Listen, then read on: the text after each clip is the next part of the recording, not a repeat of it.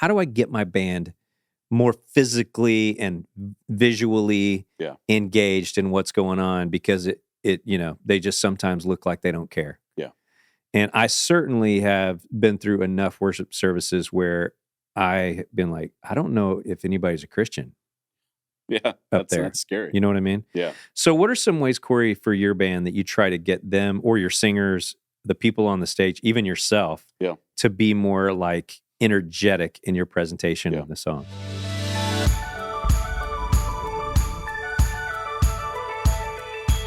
Hey, and welcome again to the Worship Catalyst podcast. I'm Austin Ryan, founder and director of Worship Catalyst, and we're in episode 6 of this series that I have been loving, helping your congregation go from attending a gathering to encountering God.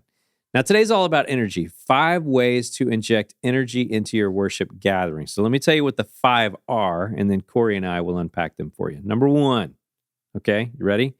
It is the people on stage, the energy of the singers and the instrumentalists and that sort of thing. There is lighting, creates energy. There is video.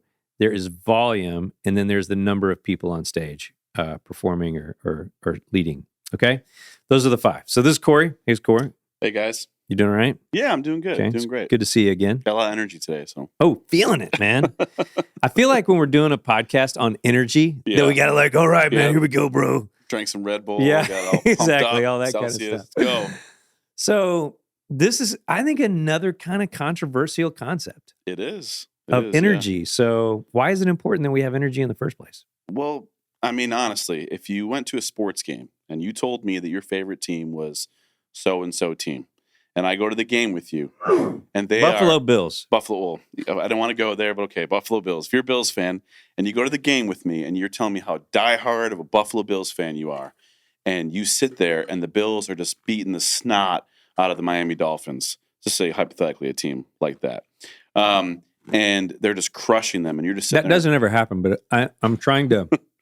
I mean, every year it has. I'm trying to process what that might look like. But say that happens, and you're sitting there as a diehard Bills fan, and you're just like this the whole time. Yeah. And I'm like, Austin, are you excited? Your favorite team is beating the snot out of this team. Like, what are you doing? Right. Like, oh, no, I'm really excited. I love this team. I love this team. You're great. I love them so much. I probably wouldn't believe you. It would be something wouldn't be connecting the dots. It'd be inauthentic. It would be. And then, and then maybe the next time I go, you're like, oh, I hate this team. But the entire time you're jumping up and down, screaming, yelling. I'd be like, I think you like this team. Yeah. You have so much more energy involved in what you're doing. So I think what we do on stage sets the tone for what the people see as an appropriate response. And I think, to me, too, having energy is also a part of this reckless abandonment that I think we should have in our love for God. Mm-hmm. We're not afraid to make a fool of ourselves like David did, right? He danced. He even said, I make a fool of myself. Become. Yeah, exactly. Yeah. So I think part of that is not selling. It's being authentic, but it's also doing a good job of leading and cultivating people to have energy to want to worship God. So Jesus himself is not enough energy for the room. We have to actually fabricate energy. That's what someone will say to you that is against that, especially when we get to the lighting part too. They'll say, do we need all the lights? Do we need all the noise? Do we need all this? Do we need all that? Like, why can't we just go back to singing a cappella hymns in a catacomb underneath, the Roman Empire? And why isn't that enough? Okay. In today's culture, why isn't that enough? That's a good question. Yeah. Why is it not enough? Why can we not show up, be very deadpan underneath a tree because it's hot outside and we need shade? Yeah. A cappella, sing a few songs, and preach a sermon with words. Yeah. Why not? Have a service. I fell asleep what you were saying. Yeah, the reality is we don't pay attention to things that don't have energy. No. That's it. We just don't. We're bored by them. It's our culture. And if you want to say injecting culture into a church as opposed to the church setting the tone for the culture, I think that's a dumb thing to say. Yeah. I think Paul didn't even say that. Yeah. When he went to the Romans, he acted more Roman. When he went to the Jews, he acted more Jewish. When he there is even evidence in Scripture of Paul taking gods that were used in a culture and using them as an example of how Jesus would love them, which we would never probably do that in our culture today. Right. But Paul was comfortable doing that. He was saying, I know you worship this God, this sun God, or this God of fertility. Well, guess what? those gods were just echoes of who Jesus really is. Now come to the Messiah and find the true God. Right. And people were blown away because he was able to make those connections and they understood what that was. So we as worship leaders, there's no problem. I'm not saying we're imitating the culture, but we are living within the culture to use it. And when you go to a movie or go to a show, a Broadway show, I mean, imagine going to a show like that and there being no lights, no dramatic things. I mean, no dramatic music. You would fall asleep. You'd be boring. If it was just dialogue the entire time. A Broadway show is two people sitting in chairs talking to each other, Yeah. reading the script, but just talking to each other. That Mhm. wouldn't be entertaining No. at all. You would not even know half of what happened. Probably the people that, so like, who is it? There's an actor that watches a movie every single day to get better at acting. Tom Cruise, maybe. I can't remember who it is. He sits there every single day of his life. I mean, it could be a silent movie Sure. all the way up to Studies the a latest movie, thing. He just studies every single day, watches a movie. Yeah. And so I would think that he could probably get into people sitting there doing dialogue because he's just such a diehard fan and student of it. And so it could be that there are your hyper, like most devoted of all, Christian people who could get into something like that. Yeah, and they're wired that way, which But is awesome. Right. And you've got engineers who Yeah. are wired without, and I don't Emotion. mean like all Just kidding. energy. Sorry, Like, engineers. yeah. You got tech people. You've got Tax collectors. Just kidding. yeah, there are accountants in the world who They just are. like hate the world. Sure. No, but at the end of the day, we need energy We do. or we die. Yeah. Okay. So if you don't like that principle, I'll just say you can move on to episode 7. So, but we're going to talk about energy. And this is one of the questions I get most. So we'll talk about the first one first, which is the people on the stage. I Yeah. get this question constantly from worship leaders. How do I get my band more physically and visually Yeah. engaged in what's going on? Because they just sometimes look like they don't care. Yeah. And I certainly have been through enough worship services where I've been like, I don't know if anybody's a Christian. Yeah, there. That's scary. You know what I mean? Yeah. So what are some ways, Corey, for your band that you try to get them or your singers, the people on the stage, even yourself, Yeah. to be more like energetic in your presentation Yeah. of the songs? I think first and foremost, it's familiarity with the song as a Mhm. musician and as a singer. So I know there's been a big push in the last probably 10 years or so of getting all music stands, Uh-huh. all forms of sheet music or lyrics off the stage so that people aren't just standing in front of it, looking at it, staring at it the entire time. And I agree with that. I think that's a great strategy. That doesn't always work with certain people. You can't expect every single weekend warrior that's playing on your worship team to be able to memorize all the music. Right. But what you can do as a leader is maybe challenge yourself to whittle down your song list a little bit. So you do less songs more repetitiously Yeah. in rotation. And you can space them out. You could take 12 to 15 songs and play those same songs for 2 months and not have a back-to-back song if you're creative enough with how you're arranging your week to week. It's difficult to do, but you can do it. And sometimes knowing the songs really well can eliminate this distraction of trying to look at your chord charts. So when you know the song, you can close your eyes, you can engage, you can move around because you're so familiar with the It's songs. so interesting that you say that because I went to a church, I won't even say what town it's in, Sure. outside of Las Vegas, and Okay. they asked me to do a evaluation. So I I showed up and I watched the whole service. And Yeah. when it was over, I went to lunch with the pastor and worship leader at a really good burrito place, but that's not the point. And they said, "Tell us everything." Yeah. So I did the sandwich thing where it's like lots of Compliment, positives, yep. all that. And I got to the middle part and I was like, so let me just be honest. Yeah. You wouldn't be honest. And I said to the worship leader, I said, tell me about your singers and your band members. Are any of them Christians? First of all, I just want to ask that question. He's like, yeah, they're all Christians. Yeah. And I was like, okay. He goes, why? I said, because I don't think they believe anything Yeah. about what they're presenting. Like maybe they're Christian, they just don't believe it. And he's like, wow, why do you say that? And I'm like, well, I don't know if I've ever been more bored watching a band in my life. I mean, they were just completely flat. Yeah. Emotionless. The musicians are staring at the notes, like the singers are staring at the words, word for word. Everybody's heads down. Nobody has any smile, any Yeah. expression, whatever. And that was kind of the end. I gave another compliment and we were Sure. done. And then probably 2 or 3 months later, I got invited to come back to preach a sermon. So I showed up and I walked in the room and I saw the band up there and I was like, oh shoot. And I remembered what I had said, when I was there a couple months before, and I'm like, this is like, these people are going to hate me. So I went and I waited for the time, and the band came up and they started to sing Corey. It was like night and day. Yeah. I mean, they were literally moving around the stage. Like there was somebody jumped up and down a couple times, no music stands, no nothing. I mean, these people were in it. And so when the whole service is over, I went to the worship leader. I went, man, did you prep them that I was coming? He goes, well, I told them exactly what you said. Wow. And here's what we did as a strategy. Because I asked him, I said, what's the problem? And they said, well, the problem is we're doing so many songs. Yeah. We don't know them. So he goes, okay, well, pick 6 songs. And they picked 6 songs, and and he goes, this is week 6 of us doing the exact same 6 songs. And so they don't need the music. They'll never need the music again. Yeah. You know what I mean? Because they've done these songs so many times.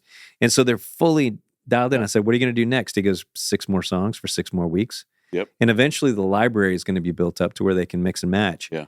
But that was it. So what you're saying is exactly strategy. the thing. Great strategy. I think that's huge. Knowing the songs eliminates the mental distraction of having to focus on what the next thing is, what the next thing is, what the next thing is. So I think that's a big part of creating energy, is knowing the songs. I think the second thing that you could do with the band is also, like you said, something really crucial earlier about I don't believe them. Mm-hmm.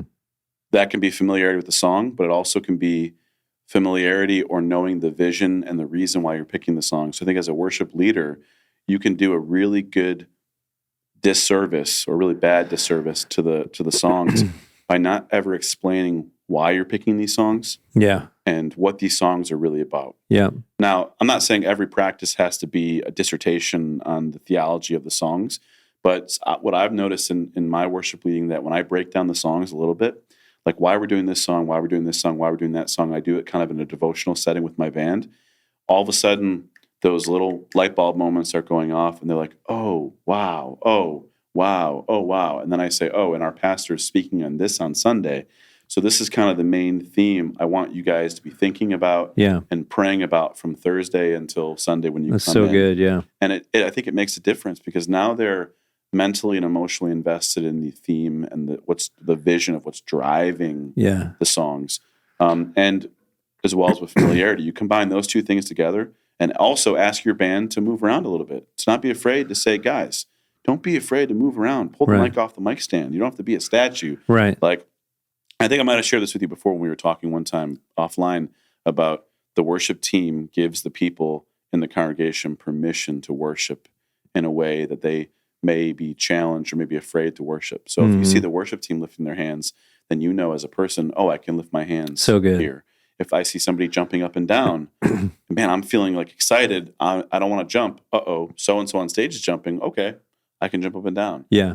They're kneeling and they're praying, or they're doing something, like I can do that too. So I always encourage my worship team to think about that you are leaders. You might be just playing bass. You might just be playing drums. But man, when I look into a drum room and I see a drummer, like during a quiet part of a song with his eyes closed and his hands raised, it's like, it's so powerful, because they're not just looking at the next notes or the next cue or the next thing, but they're actually worshiping. And I think it leads people in the seats to want to do the same thing. Yeah. It's super uncomfortable to move around, I think, sometimes. And one thing that we've done a lot is to video each other and then just force people to watch it. Not in a group necessarily where it's embarrassing, but just go watch this at home. Yeah. And it's funny because when you feel like you just got finished running all over the stage, and then you watch it back, you really were doing this. You know what I mean? Yep. It just feels like you're moving more than you really are. So video is a good way to help. And it can be tough. You're corded if you're not wireless, and you're corded, and you're thinking about a lot of things. You can't move that much with a guitar, and sometimes, like with me as a guitar player, I can't move too much because my mic doesn't move with me. And I'm not going to become Garth Brooks and wear one of those headsets. Oh, you should. No, thank you. But there is a challenge of where I can't. I've got friends. You can start singing low places, man. High places. I'll change the lyrics. But I think moving around as much as possible, where you're not faking it, but you're responding appropriately to the energy of the song, is key. In the same way, if a pastor was preaching the word and he got to a really exciting point and he just said, we should all be excited because, Jesus died for our sins. Right, exactly. It wouldn't match Mm-hmm. the moment. So I think Yeah. having the energy on stage as a band and as a worship leader is really important.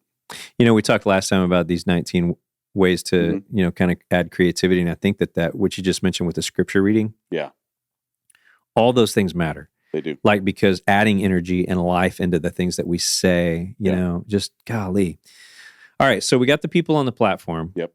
And adding energy. And we could probably talk a lot longer about that. There was a girl that I was mentoring, a worship leader, and she actually did an entire workshop. Like, she brought all the band members in on a night. So you're going to spend 3 hours and all we're going to talk about is stage presence, so cool. And so she started off the night by watching a bunch of worship fails to get everybody to laugh and all this kind of stuff. And then she got up there and they just started like goofing around. Yep. Like, what would be too much? What would be too far?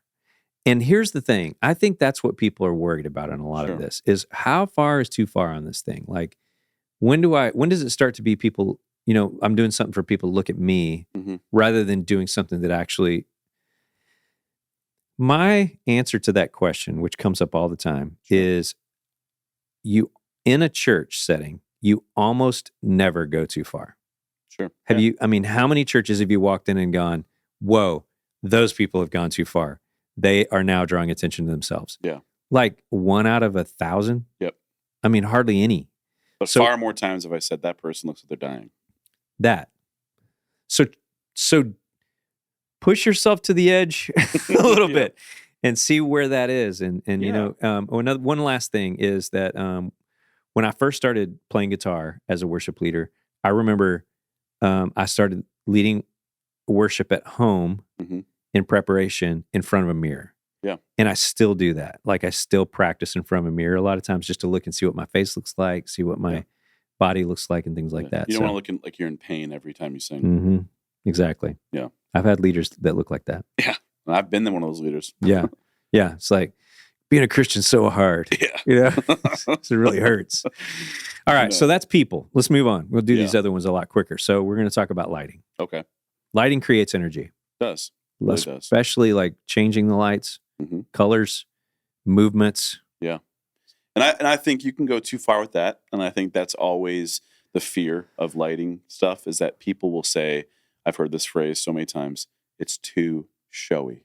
This is too showy. Yeah. I'm not at a Vegas strip where I'm wanting to see like a big production show. I'm not, this isn't a magician on stage with disappearing lights and different things like that.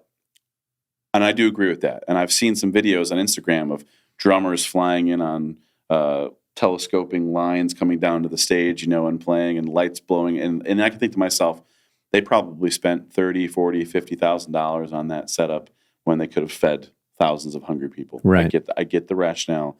It does make sense. I get that. But there are small, subtle things you can do really, really well that can enhance the mood and accentuate what's being done. Like you said, dimming and brightening up the lights.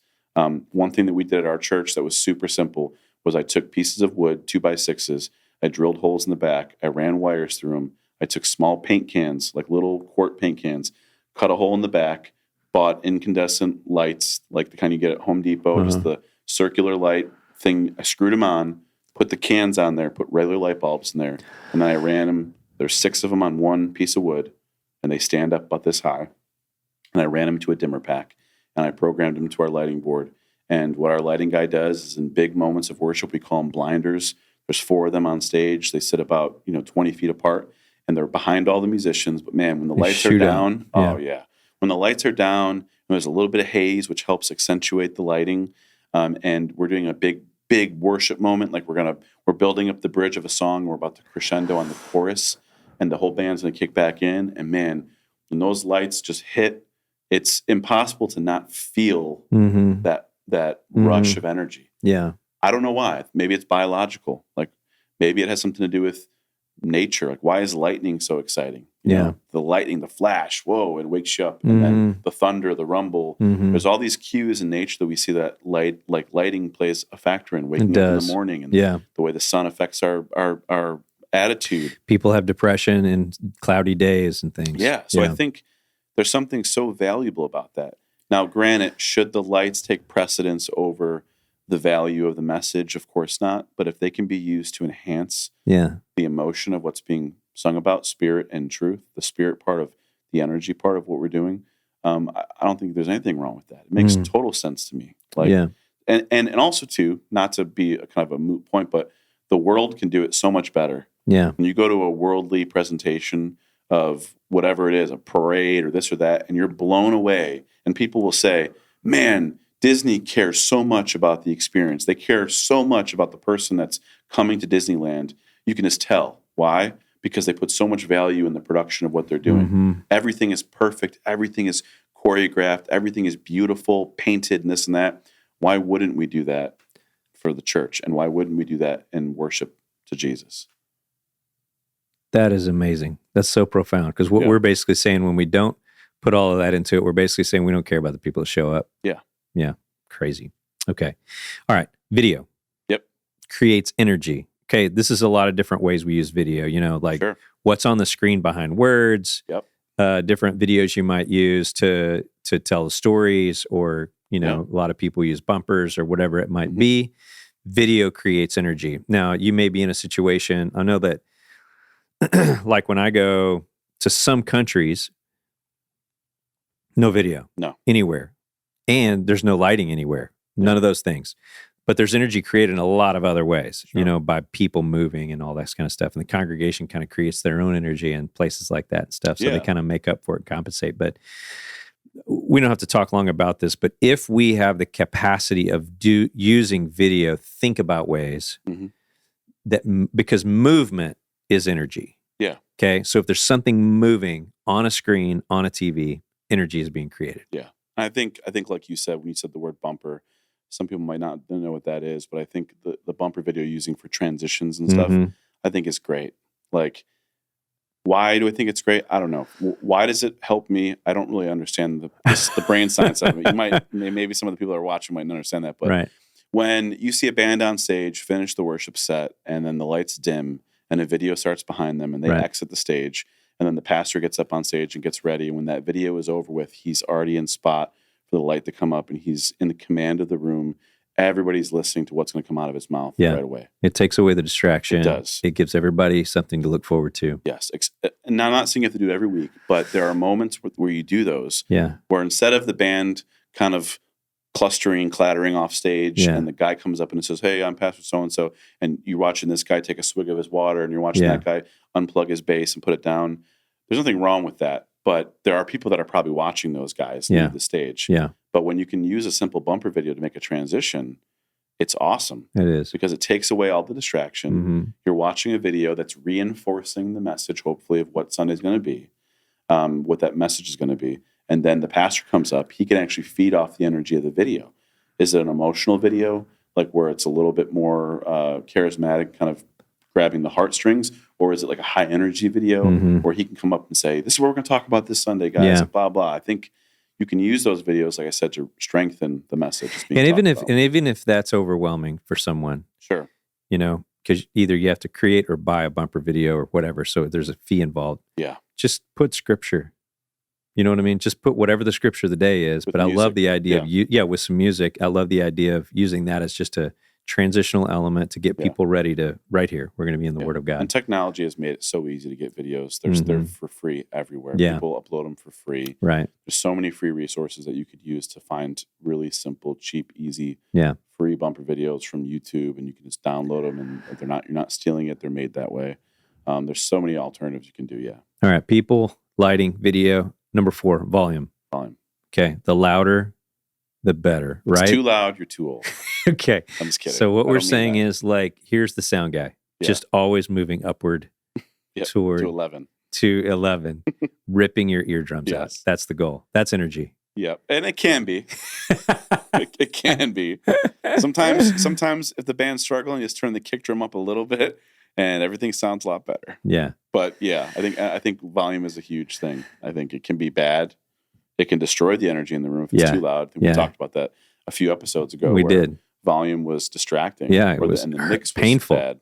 Yeah. But I think there's never been a time where I've walked in and the band was too quiet, and I said, "This is good." Yeah. Never. I've walked in and said, "This is loud, but man, that band is good. Like, this is good." That's a really good point. But I've never walked in where it was too quiet, and I was just like, "Oh, this is really good. I love how quiet that kick drum is. I can't even hear it." So there's a lot of controversy on this. I'm going to tell you a super quick story. So I was leading the controversy on volume in churches. Like, can we all agree that that's like... It's been a battle waged since probably the 70s when we switched over to bands. It is such a battle. In the bands, that's the key. So I was singing in this wedding. It was like a joint Catholic and Protestant wedding. Okay. And so it was interesting. And so I'm in this Catholic facility, and I show up the day before because I had this, we didn't have a band. We didn't have any live music. And so I was just going to play this little track and sing this song. I don't know why, but it was the story. It's years and years ago. So I brought this little sound system in because there was nothing like that in the Catholic church where I could play a CD or whatever. So hit play, and I'm playing the song through the speakers, warming up. Yeah. And it's the priest walks in, and he starts just like going crazy. Freaking out. Yeah. It's too loud. It's too loud. And he walks and he says, "Come here." So I walk back to the back of the room. He's like an Irish guy. You'd like him. And he stands there and he looks up and you hear this rattling on the wall. And what it is the volume from the speakers and whatever is rattling the air vent in this Catholic church. So I'm like, okay, so I turn it down, still rattles, turn it down, still rattles. And I mean, my reckoning is just turn it up, you won't hear the rattle. You know, that was my thought. But anyway, we finally came to a conclusion that it's going to rattle. And I turned it way down, but then the next day for the service, I just went and turned it up to the real volume. Center. Yes. So it happened. Yeah. So then here comes the organist. Organist starts to play. It's so loud. And I go walk back to the wall, rattling. But they played it loud enough to where you couldn't hear the rattling. Yeah. So it had nothing to do with volume. It had to do with preference. Preference and style, which is 90% of the battle nowadays is preference of, it's not really even the volume, it's the preference, the style. Right. And unfortunately, style and preference are going to evolve as your church culture, church community evolves, because people change. Unfortunately, people die. It's part of life. People get older. And what I think is really cool or really hip or really vibrant, I doubt my children are going to be connected to when they're of age to have an opinion about that sort of stuff. Yeah. Whatever's cool for them. I mean, you have millennials, Gen Zs, now Gen Alpha. The preferences of style of music are all different, and they're going to be different. So it's our job to find commonality in all of that. But like you're saying, though, with the volume, you got to have enough to where it's impactful for everybody. Yeah. And unfortunately, that's going to be not perfect for everybody. So in our church, we try to encourage people that think it's too loud to sit in areas that we know are a little bit quieter. Yeah, they're outside the cone. They're outside of the cone. Yeah. They're away from the back wall. We had a woman once who kept saying, "The bass is too loud. It's she sat in the corner. She sat in the corner. And I said, so-and-so, why don't you just move to the middle here? Yeah. And she did. And she said, it's night and day difference. Yeah. And so, but like we've talked about in previous episodes, you have to know your community and know the people in your church to have that sort of relationship where I could ask her to move. Because it could be rude to be like, why don't you move? Why don't you just turn it down? Well, I can't turn it down, but can you just try a different seat? And by the grace of God, she was humble enough and she moved, and problem solved. Super mean. Yeah. You're incredibly mean guy. Move your seat. All right. The last thing is more people on stage, more people in the band. Yeah. So here's the deal. If you have one person leading a song, that's less energy than two people. Sure. 3 people adds more, 4 people adds more, 5 people adds more, 12 people adds more. You look at these big concerts with 17 people on stage, all this kind of stuff. Just more and more and more and more energy. Yeah. You can't keep adding to that, though. No. Eventually, you get to the end. Choir eventually, yeah. And so you have a choir and you have an orchestra. Yep. Well, which is also great. But you know what? Even that caps out. Yeah. And so I think that's where we talked about in a previous episode, the variety of sizes of people on stage. You got a few people, more people, one person. Just keep making some changes. Yeah. And then when you have that big full 8 people up there or whatever, it's this amazing amount of energy. Yeah. Yeah, we talked about that. We said, like, there's nothing wrong with stripping it down once in a while for variety. There's nothing wrong with trying to accentuate a 4-piece band or a 3-piece band to make it work, whatever the case is. Yeah. But overall, though, I think you are right. We've talked about in our church recently of adding people on our team as worshipers, but not on a microphone. So people that we know have a heart for worship Mm-hmm. that maybe aren't quite up to snuff to be on a microphone, Right. but have amazing hearts and want to contribute. And it's like, well, why don't you come up on the platform, be a Mm-hmm. part of the experience, have a spot, and just worship?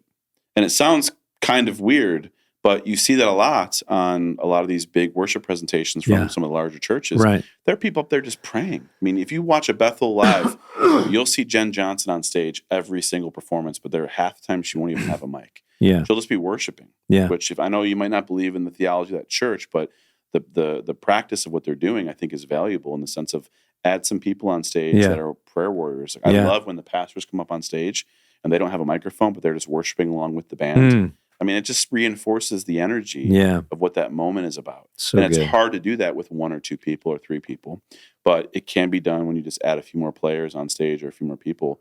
You'd be surprised at what a second guitar adds or a second keyboard player can add musically if you can arrange it the proper way. But I think striving to add people can definitely add energy. Those are some great ideas, man. And so what we're trying to do is to get people to go from just attending something to actually engaging with Yeah. someone. So thanks for joining us again for the Worship Catalyst podcast. Thank you, Corey. Thank Awesome you. thoughts today. Appreciate it. Check us out on social media at Worship Catalyst, various kinds of training, and at least 3 days a week. All free, and mostly everything we do is short. So join us next time here on the podcast. We have 2 more episodes in this series, by the way. Next time, we're going to discuss 4 critical scriptures to understand worship. You see, praising God gets hundreds of mentions in the Bible, and it can be overwhelming to understand it all. So what we're going to do is try to narrow it down for you as much as possible so that you and then everyone in your band and everyone in your team and everyone in your congregation can understand what the Bible really says about worship. See you in 2 weeks.